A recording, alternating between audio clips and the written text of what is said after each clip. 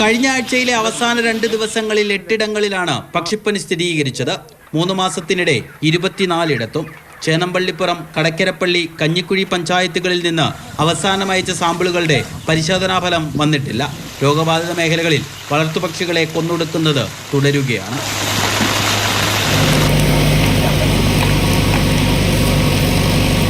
തീർച്ചയായിട്ടും ഞങ്ങളെ സംബന്ധിച്ച് ഇതൊരു വലിയ നഷ്ടമാണ്.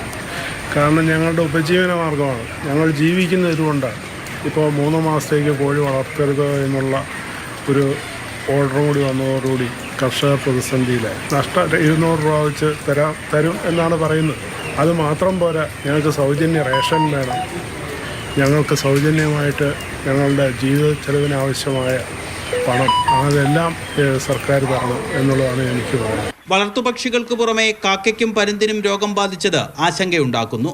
പക്ഷിപ്പനി സ്ഥിരീകരിച്ച സ്ഥലങ്ങളുടെ 10 കിലോമീറ്റർ ചുറ്റളവിൽ മുട്ട, ഇറച്ചി, വിസർജ്യം എന്നിവയുടെ ഉപയോഗവും വിപണനവും ജൂലൈ 3 വരെ നിരോധിച്ചു. ഉത്തരവ് ലംഘിക്കുന്നവർക്കെതിരെ കർശന നടപടി ഉണ്ടാകുമെന്ന് ജില്ലാ ഭരണകൂടം മുന്നറിയിപ്പ് നൽകിയിട്ടുണ്ട്. മാതൃഭൂമി ന്യൂസ്, ആലപ്പുഴ.